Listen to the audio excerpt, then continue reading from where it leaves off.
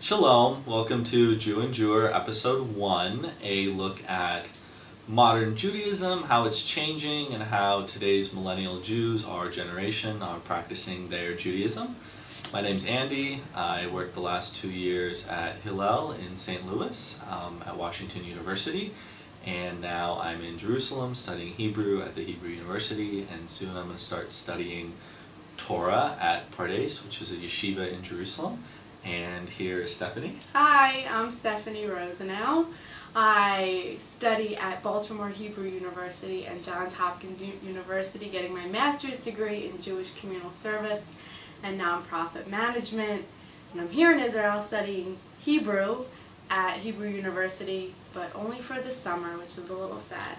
I'd like to stay a little longer. So since we're both here in Israel studying Hebrew, we figured a first good topic for us to talk about would be Hebrew. And specifically in America, not a lot of people are learning Hebrew. It seems like the Orthodox are learning Hebrew. I don't know if anyone else is. And so we're wondering if that's a problem, first of all, and if it is a problem, kind of why it's a problem and what we should do about it. So, do you know anyone who knows Hebrew?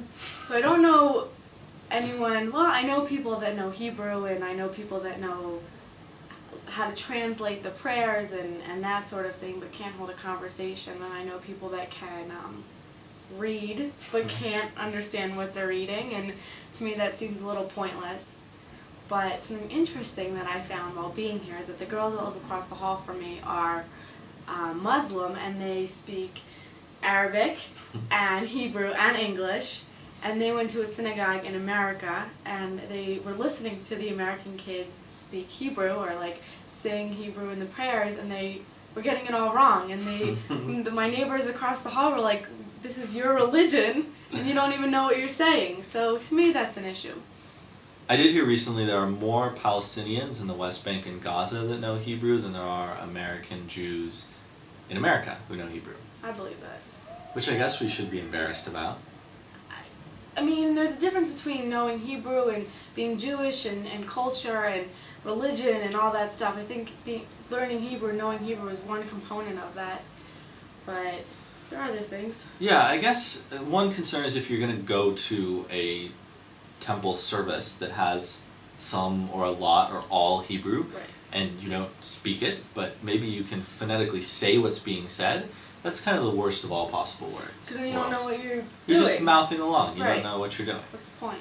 So, but there are people that do that. It's very true. So, and it's kind of like, it's not the classic bar mitzvah experience, but certainly one bar mitzvah experience, my own, was to have part of a parsha to say in front of the crowd, and so you don't know Hebrew, as I did not, and you just memorize phonetically what you need to say.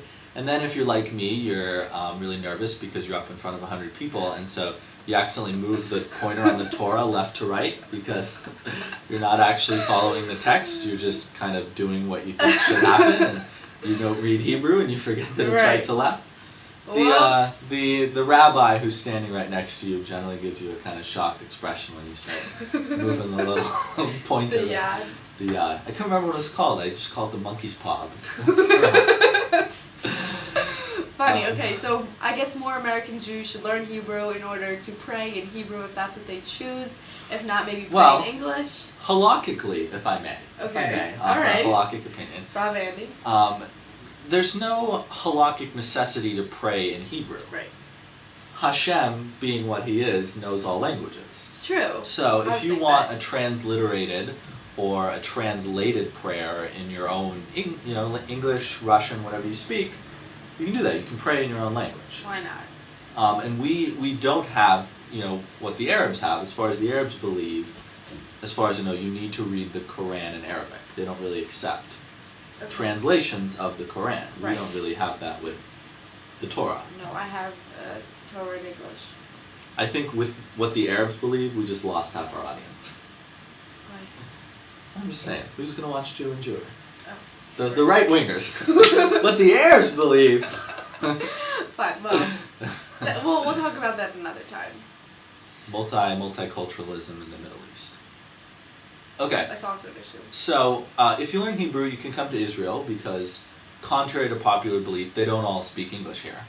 In fact, when you're at the supermarket and you need oatmeal, you either need to learn the word for oatmeal, which we did not know, or you just need to look for it. Say hot cereal. You can say hot cereal. Well, we tried that. We tried a bunch of things. We tried pantomiming. She didn't get oatmeal. It's okay. Well, we found it. We found it, and then we brought it to the lady, and we showed her on the package. This is what oatmeal They is. teach me, and I teach them. It works both ways. It's great.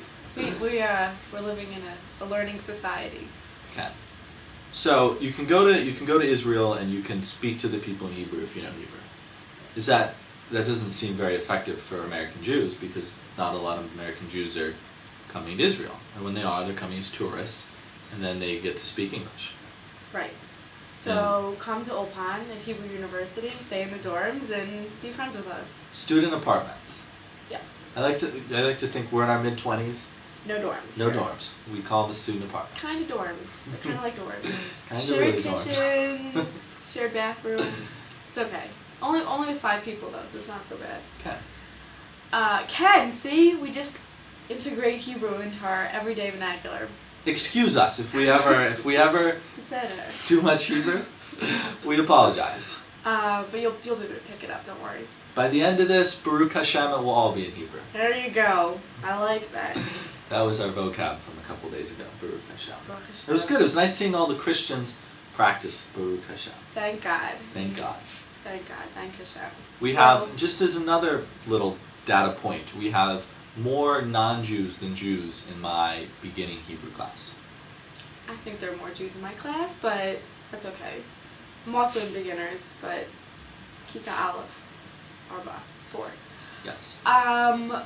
It's interesting, right? The non-Jews and the Jews, and who comes here and who doesn't, and who goes to Tel Aviv. It's a nice mix of people here. I think I enjoy the company most of the time.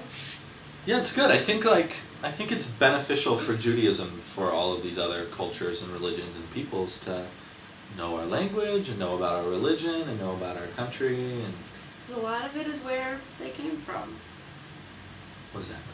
like Christianity and Yes. Islam came from Judaism. Yes. Know your roots. Old Testament. Except don't call it the Old Testament. Hebrew Bible. Someone in class called it the Old Testament, and this other Jewish girl got all upset.